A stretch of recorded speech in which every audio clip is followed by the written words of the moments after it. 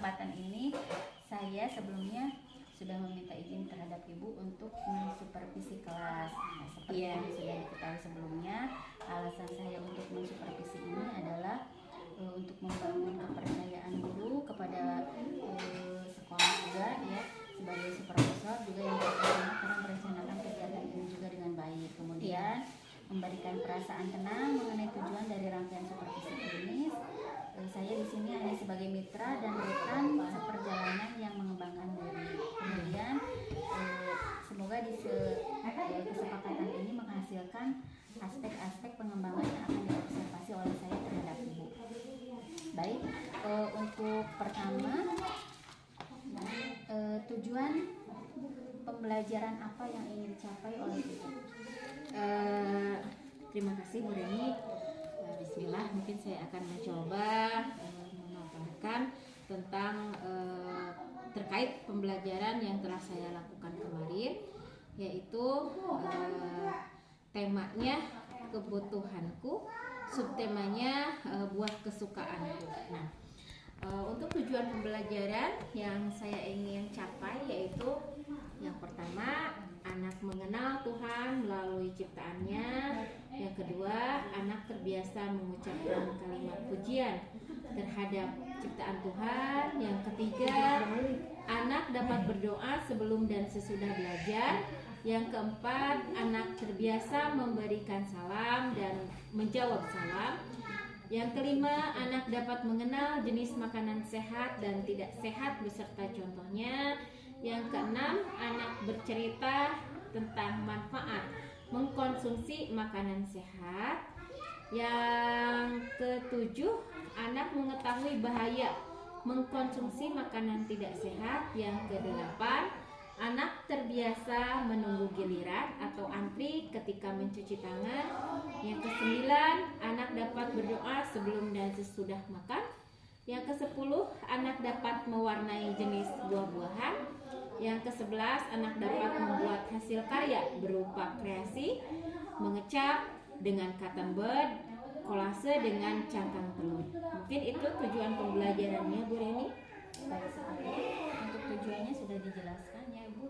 Per poinnya sangat banyak sekali. Nah, mungkin untuk arah pengembangan apa yang ingin dicapai, kemudian hasilnya akan seperti apa?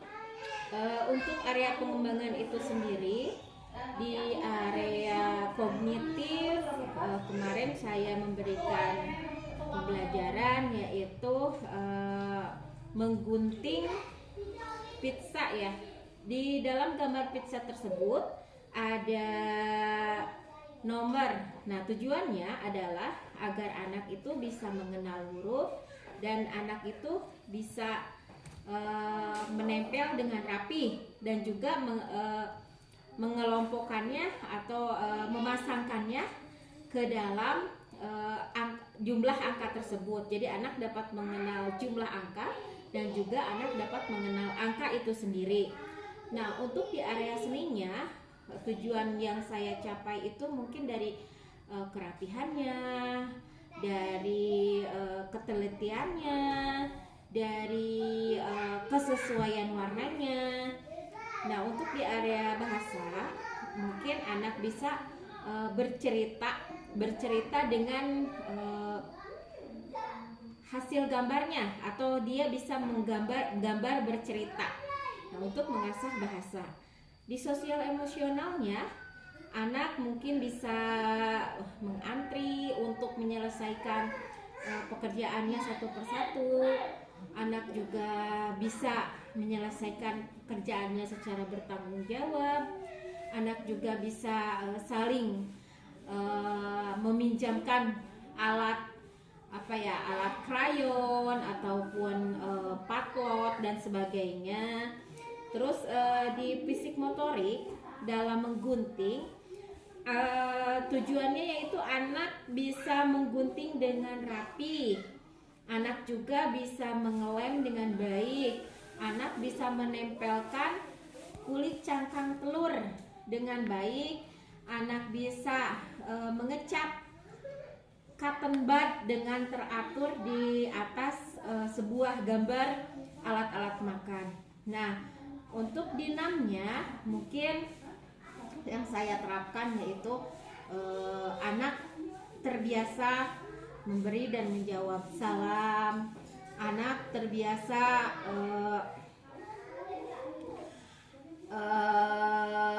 apa ya, membaca doa sebelum dan sesudah makan.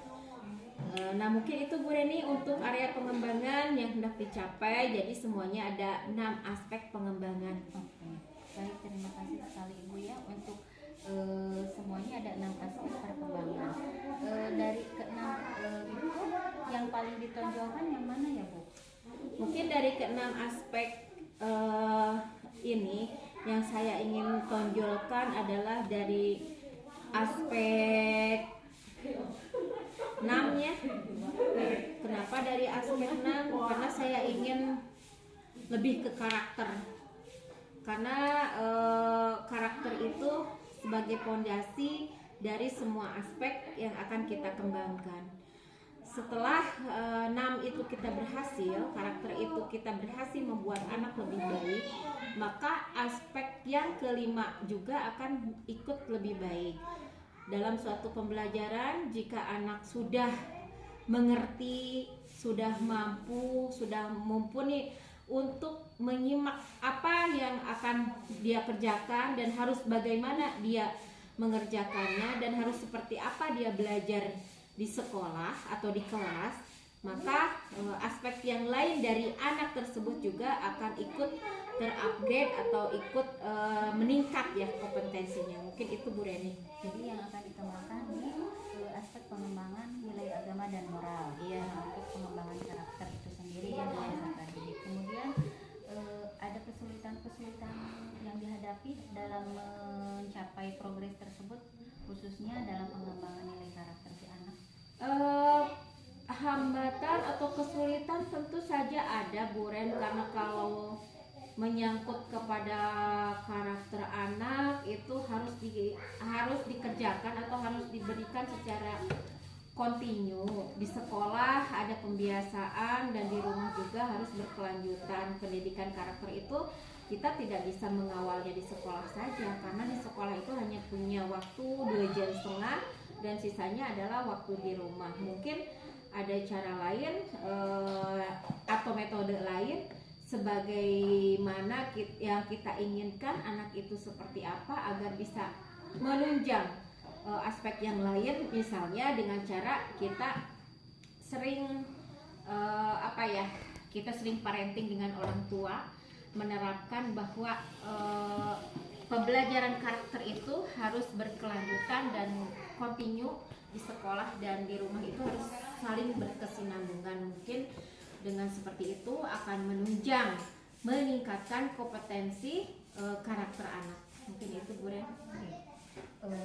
Untuk pengembangan karakter memang sangat sulit ya Bu, harus dilakukan secara berkelanjutan atau itu tadi kata Ibu secara kontinu. Nah, kira-kira selain tadi terhadap peserta didik, tantangan selanjutnya apa ya? Selain dari peserta didik juga tentu kami masih punya kelemahan Bu Ren, karena di sekolah itu kita masih hanya punya satu PPK ya, satu guru, masih punya satu guru. Jadi seharusnya kalau anak 17 itu lebih baik dan lebih efektif kalau dipegang dengan 2 guru. Mungkin solusinya ya saya bisa memberdayakan atau saya bisa bekerja sama dan berkolaborasi dengan mitra kita, mitra sekolah kita, yaitu komite, di mana ada program 1 hari orang tua berada di kelas atau membersamai guru mengajar di sekolah. Itu menjadi sebuah solusi yang sangat bagus sekali ya Bu. Semoga tetap dilaksanakan dan akan berdampak baik bagi sekolah. Amin. Kemudian selain tadi untuk area pengembangan dijelaskan kelemahan dan solusi dalam pembelajaran, lalu apa strategi yang akan dipersiapkan oleh Ibu untuk pelaksanaan pembelajaran ini? Untuk strategi pelaksanaan pembelajaran ini mungkin ada sedikit refleksi perbaikannya dari hasil evaluasi saya sendiri untuk pengembangan diri saya sendiri. Mungkin karena ketercapaian kepuasan ketercapaian anak itu saya rasa masih kurang maksimal, maka saya akan tinjau ulang kembali dengan strategi di mana pengkondisian kelas itu semakin baik,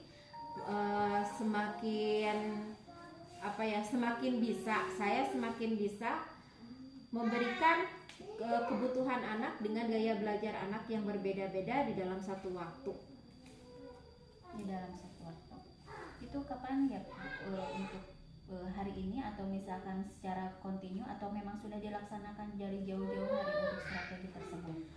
Strategi ini kalau dilaksanakan jauh-jauh hari sebenarnya sudah dari dulu ada temuan seperti itu. Mungkin karena sekarang pengetahuannya atau kompetensi kita semakin bertambah, jadi mengetahui apa yang harus kita lakukan ketika kita menemui kasus tersebut. Nah, untuk strategi yang saya terapkan di kemudian hari itu ternyata Bu Reni baru saya ketahui solusinya itu ya setelah ada program-program peningkatan kompetensi ya tahun-tahun sekarang. Sebenarnya terjadinya sudah dari dulu juga sudah ada, karena kebetulan sekolah kami selalu minim tenaga pendidik.